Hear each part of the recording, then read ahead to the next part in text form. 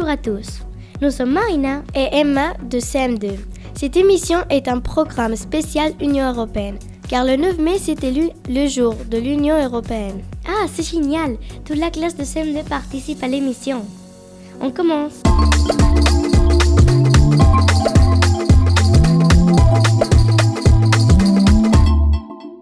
Marina, pourquoi l'Union Européenne a été fondée?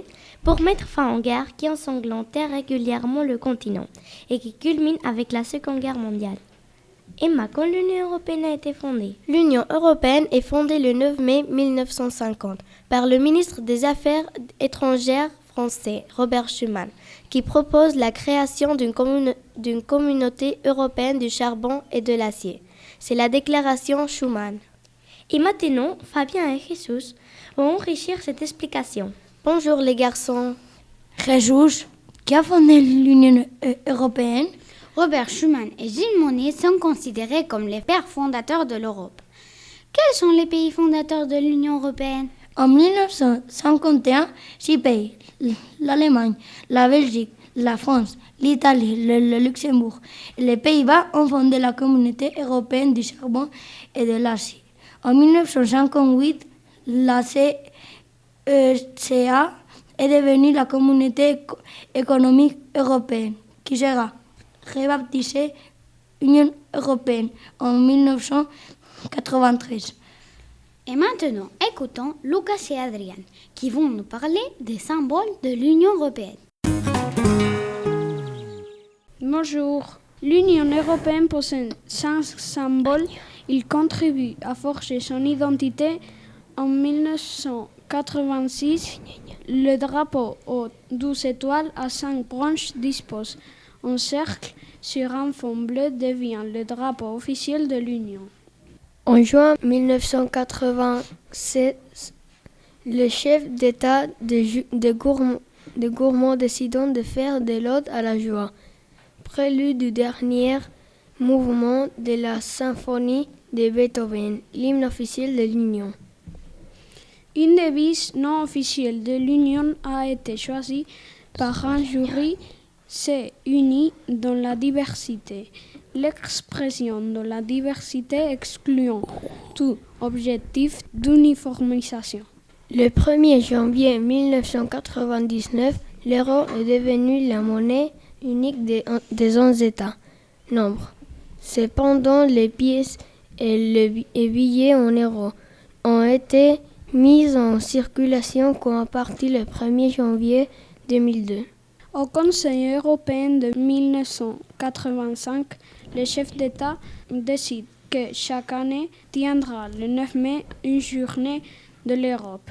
Celle-ci commémore la déclaration de Robert Schuman, ministre des Affaires étrangères français du 9 mai 1958. Valentina et Gabriela vont nous parler de l'Union européenne aujourd'hui.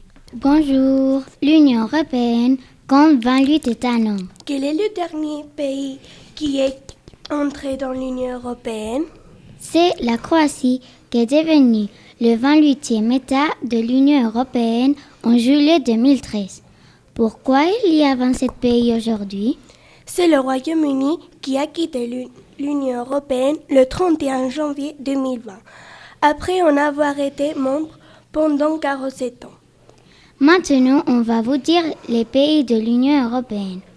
Allemagne, Autriche, Belgique, Bulgarie, Chypre, Croatie, Danemark, Espagne, Estonie, Finlande, France, Grèce, Hongrie, Irlande, Italie, Lettonie, Lituanie, Luxembourg, Malte, Pays-Bas, Pologne, Portugal, République tchèque, Roumanie, Slovaquie, Slovénie et Suède. Nous enchaînons avec Victoria et Irénée qui vont nous parler de la monnaie.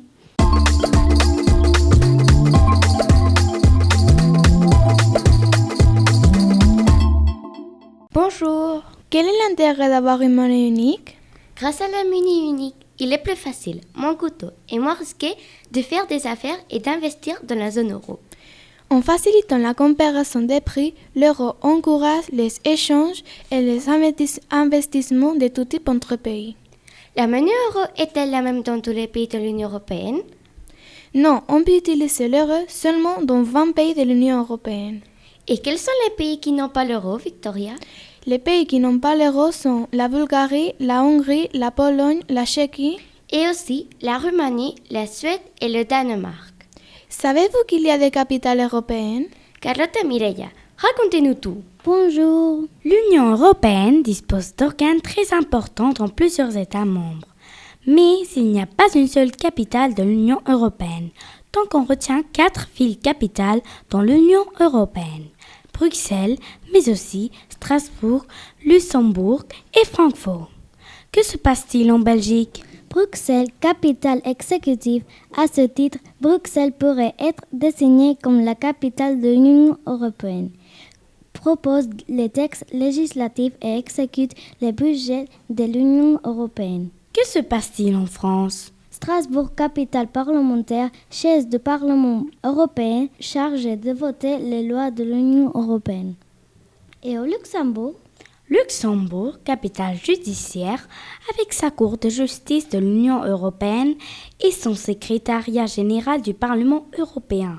Et enfin, que se qu'on trouve en Allemagne? Francfort est la capitale économique de l'Union européenne.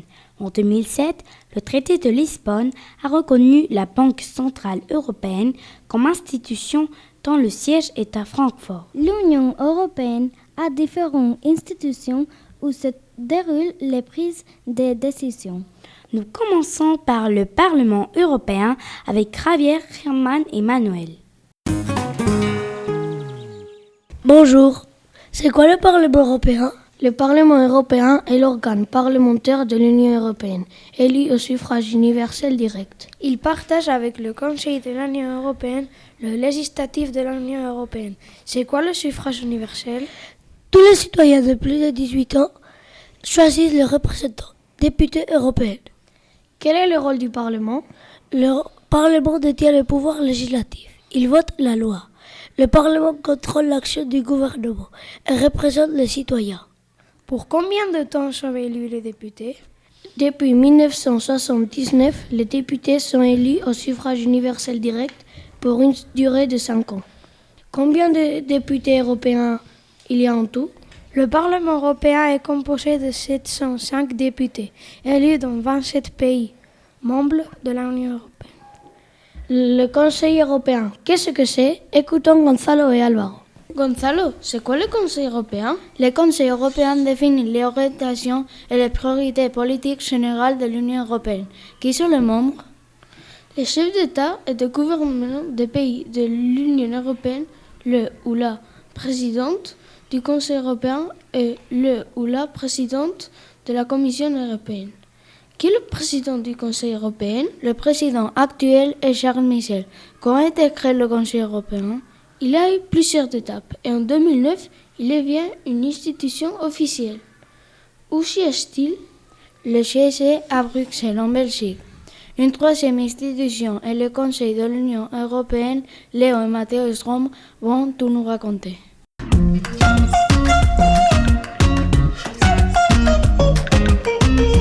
Bonjour. Léo, quel est le rôle du Conseil de l'Union européenne? Le Conseil est la voix des États membres de l'Union européenne. Il adopte les législations, lois et coordonne les politiques de l'Union européenne.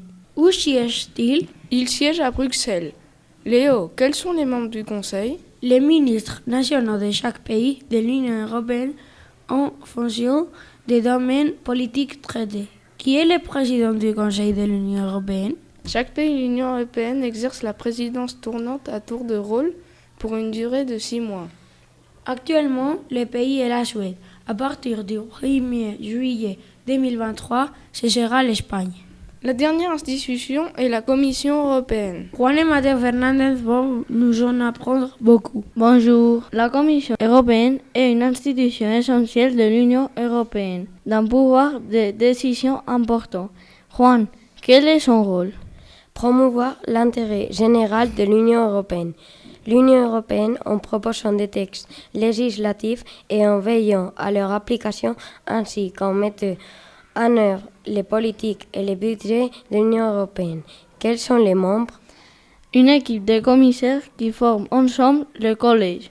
Quelle est l'actuelle présidente? L'actuelle présidente est Ursula von der Leyen. Quand a créé la commission? Elle a été créée en 1958. Où siège la commission? Elle siège à Bruxelles. La commission est la branche exécutive de l'Union européenne.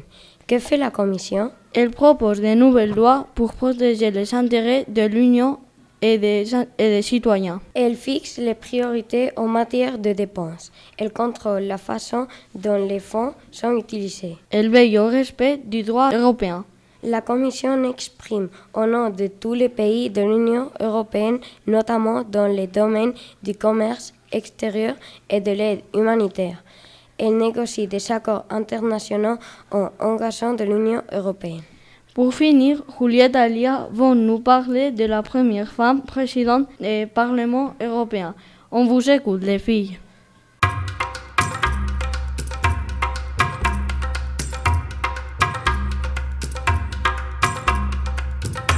Bonjour. Julieta, qui est Simone Veil? Simone Veil est née le 13 juillet 1927 à Nice et morte le 30 juin 2017 à Paris.